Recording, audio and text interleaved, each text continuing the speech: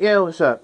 Before I continue on with this video, this cat actually bumped into me, pretty much advertising that if you got any old shoes, new shoes, or any shoes in general that you want to, give a new flair, give a new stylistic look, or even be revitalized, he used to do the call. And pretty much we were talking and seemed like a cool cat, so I just pretty much want to, share his customizing business.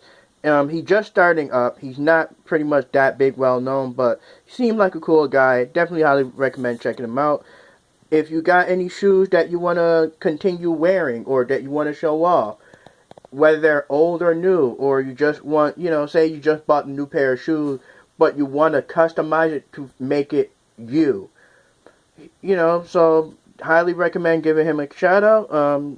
As you can see, that's his name, his phone number, his Instagram, and his email. Just give a shout out, see what goes on about the price range, have a discussion, get an idea, and yeah. Now, for the actual video, yeah. Now, for those of you that don't know, I mentioned this plenty of times in my earlier videos. I am a big fan of handheld gaming. That's more like, that market is more for, gained towards me. I know there's a lot of other people who are more fans of handheld consoles over home-based consoles and PC. And don't get me wrong, I have all of those. I have my home-based consoles. I have a gaming, well, I had a gaming laptop, which pretty much croaked out, and I have to find either fix it or find a new one. But for me, I find myself more towards handheld. Now, these are the four that I currently own. In the past, I did have others, but I don't know where they are.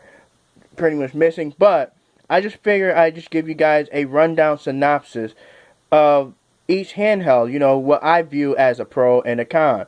Now, I'm not going to, sit here and say which one's my favorite because they each have their equal reasoning for why I have them. I will admit, though, I have been playing this one a lot more than the others, but other than that, yeah. Now, just to be clear, it is kind of unfair because these three right here are all Nintendo based. But that shouldn't take away of what they, bring to the table in terms of handheld gaming. Now, again, the reason why I'm a fan of handheld game is because I am a very active and mobile person. It's like I can sit still, but at the same time, I gotta move. If it makes sense to you guys. I can play the Xboxes, the PlayStations, the, Nintendos, all that just and now. But because of how active I am and I'm always moving, these are more geared towards me. It's like same thing with, if I were to play a PC or computer games or anything, I can sit still. But again, this is more like my jam. Now, I'm going to start with this one. This is the Nintendo DSI-XL. And this was actually a gift. I got this from a friend of mine, TreasureFan02, aka Viola Blue. I know you guys probably getting sick and tired of me mentioning him, but hey, it's the truth, definitely check his stuff out. As you can see, it can open and close, and here from the top half, it's definitely a finger magnet. I would say that. I actually cleaned this. This is actually my third time trying to record this. But, yeah, this opens and closes. This is actually a camera function, which back then, DSI was one of the major selling points. I never really used the camera function, to be honest. Here, it has its own touch screen pen, even though when you receive this, it gives you another pen, so that pretty much make that useless, but it's whatever. That siding is where they keep the rechargeable battery.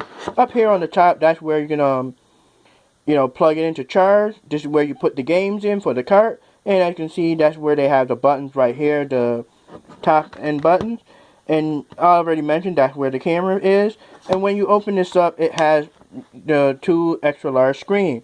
Now, the original DSi, it was like pretty much like this 2DS where you have this one big screen and one small screen. Here, the screens are a lot bigger and it's more easier to display the video game that you're playing. The contrast feel and everything is a lot better. It's more understanding. You could read the text a lot more easier.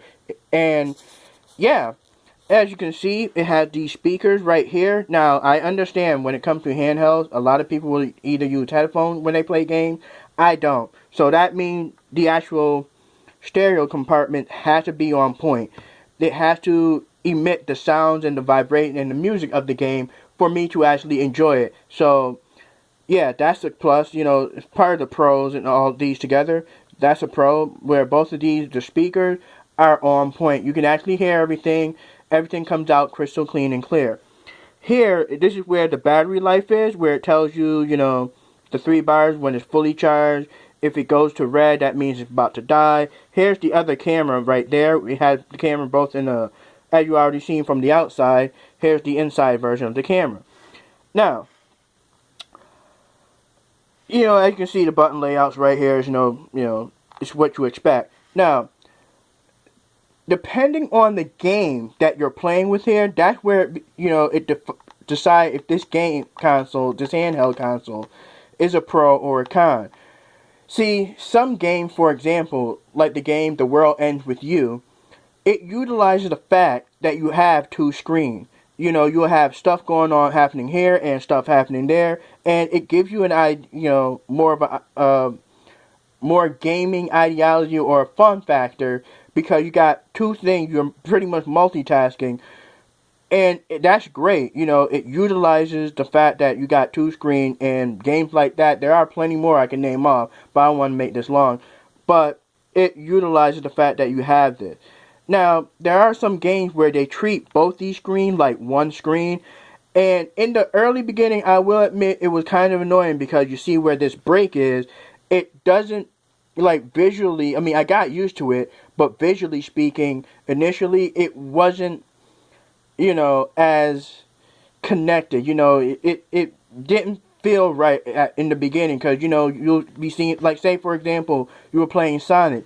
All of a sudden, you're paying attention to this screen, and then something happens where he goes down, and you're supposed to pay attention to the bottom screen, and it can be confusing, but like I said, I got used to it. Games that treat these 2 screens as one are games such as, like, Golden Sun, as I already mentioned, Sonic game, but again, that's about it.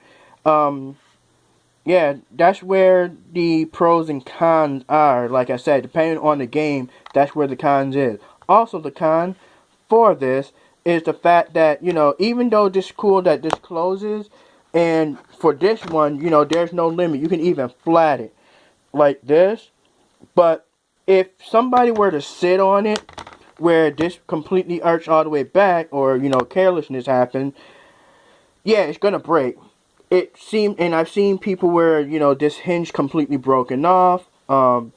This, like I said, it's nice to keep it clean, but at the same time, it can be annoying because if you scratch it or scuff it or anything, it will look damaged and it will look broken, and I kind of wish there was a one way where, it doesn't have that, but overall, not that bad. And as you can see where it has for the battery replacement, if you ever need to replace the battery, it's not as hard or easy, but at the same time, it can be finicky for some people. Those that don't want to risk opening up their handheld console. So yeah, now I know this is probably going to be a bit long, but I'm going to go over to the next one.